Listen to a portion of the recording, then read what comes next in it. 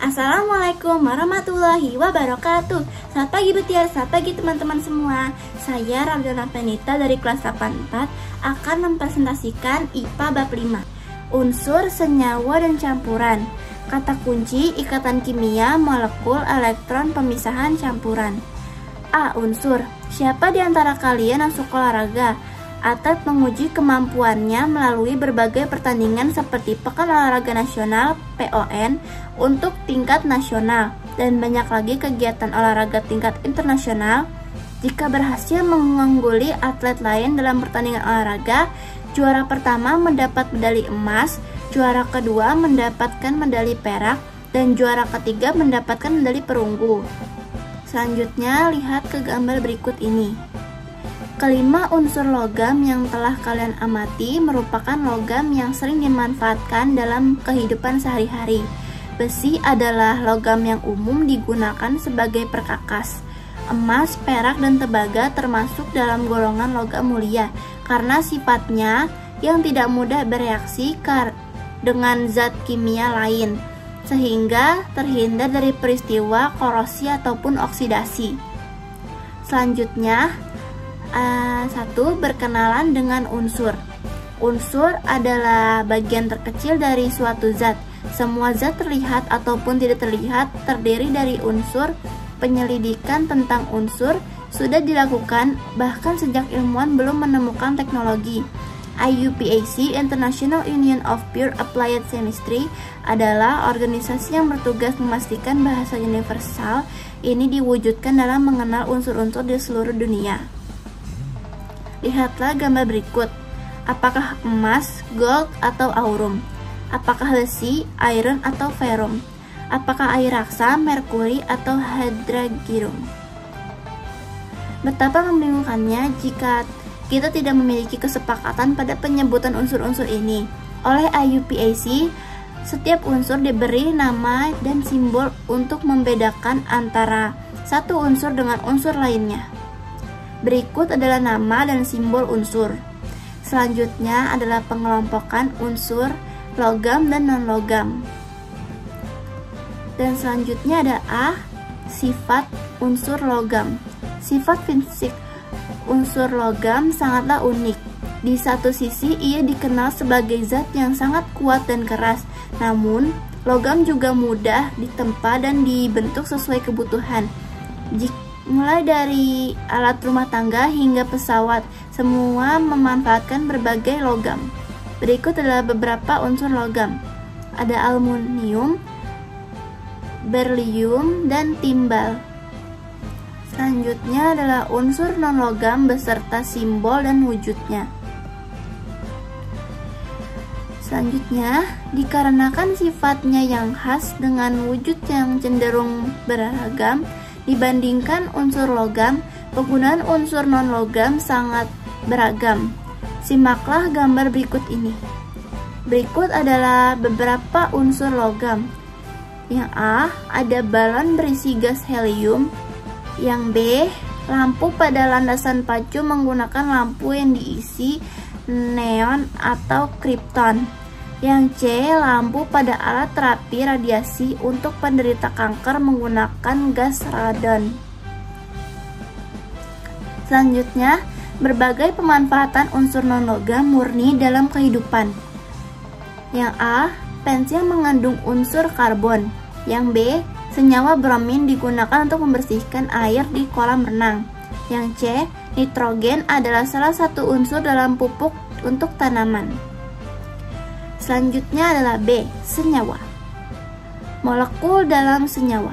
Contoh yang sudah disebutkan adalah senyawa H2O atau yang sudah sangat dikenal sebagai air.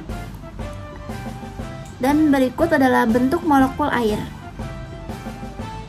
Selanjutnya adalah beberapa molekul unsur. Yang A ada klorin Cl2, yang B ada oksigen O2, dan yang C ada ozon O3. Selanjutnya adalah beberapa molekul senyawa.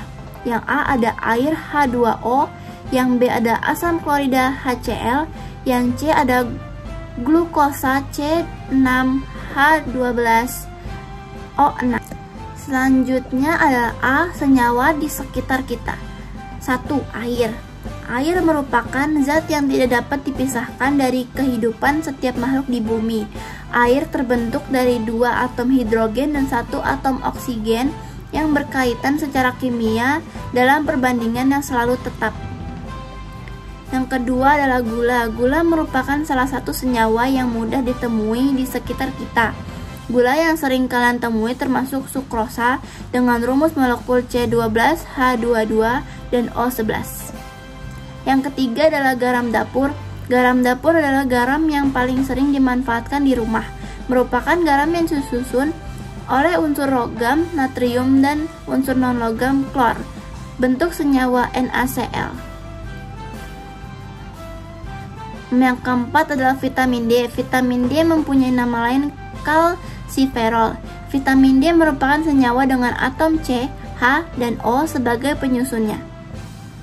Yang kelima adalah magnesium hidroksida. Magnesium hidroksida adalah senyawa dalam antioksida yang digunakan sebagai obat pereda sakit lambung. Senyawa ini bekerja efektif menurunkan jumlah asam lambung yang terbentuk saat gangguan pencernaan terjadi. Selanjutnya, yang pertama, apakah campuran itu? A. Larutan. Larutan merupakan jenis campuran yang paling mudah dikenali. Larutan terbentuk dari zat yang dilarutkan ke dalam zat pelarutnya. Larutan tidak hanya terbentuk dari zat padat yang dilarutkan dalam zat cair. Larutan juga dapat dibentuk dengan melarutkan zat cair ke dalam zat cair atau zat gas ke dalam zat cair. Yang selanjutnya adalah contoh larutan dan penyusunannya. Selanjutnya adalah B. Suspensi. Partikel gula dalam larutan gula relatif berukuran sama dengan partikel air sebagai pelarutnya, sehingga gula dapat dilarutkan dengan sempurna. Contoh suspensi adalah beberapa jenis obat-obatan dan cat minyak. Selanjutnya C. Koloid.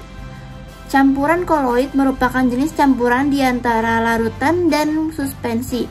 Dia memiliki sifat yang hampir mirip dengan suspensi. Zat campuran koloid didiamkan, kemampuannya menahan zat terlarut relatif lebih lama dibandingkan suspensi.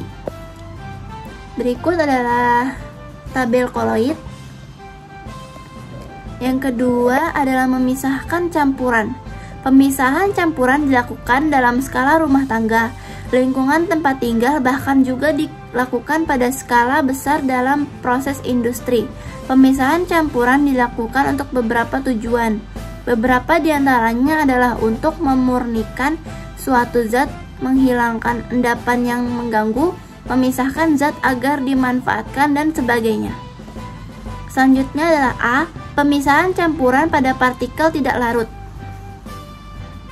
Yang pertama, ada dekantasi. Metode dekantasi dilakukan untuk memisahkan suspensi. Suspensi dibiarkan cukup lama sehingga sebagian besar sedimen atau endapan terkumpul di dasar wadah. Yang kedua adalah pengayakan penyaringan. Pengayakan adalah metode pemisahan sangat sederhana yang dilakukan tanpa perlu menggunakan alat-alat yang sulit didapat. Tujuannya adalah untuk memisahkan partikel kecil dari partikel yang lebih besar. Selain pengayakan, metode penyaringan menggunakan prinsip yang sama. Yang membedakan adalah ukuran partikel yang akan dipisahkan. Pada penyaringan digunakan untuk memisahkan partikel yang jauh lebih kecil dibanding pengayakan. Yang keempat adalah pemisahan magnetis. Magnet dapat mengangkat besi dan baja. Magnet tidak berfungsi pada plastik, kaca, kertas, atau karton. Karenanya, magnet menjadi cara termudah untuk memisahkan besi dan baja dari bahan non-magnet. Selanjutnya, B. Pemisahan campuran pada partikel larut. Yang pertama adalah evaporasi dan kristalisasi. Penyaringan tidak dapat memisahkan partikel zat terlarut dalam larutan karena partikelnya terlalu kecil ditangkap oleh filter apapun. Namun, kristal murni dari zat terlarut disebut residu akan tertinggal jika pelarut dipanaskan sehingga menguap dan menjadi gas. Yang kedua adalah distilasi atau penyulingan. Distilasi juga melibatkan penguapan seperti pada metode evaporasi. Tujuannya untuk mengumpulkan pelarut yang menguap sehingga tidak membiarkannya lepas ke udara. Yang ketiga adalah kromatografi. Kromatografi adalah teknik yang digunakan untuk memisahkan warna pada tinta pewarna makanan dan campuran warna lainnya. Sekian presentasi dari saya, kurang lebihnya mohon maaf. Wassalamualaikum warahmatullahi wabarakatuh. Terima kasih.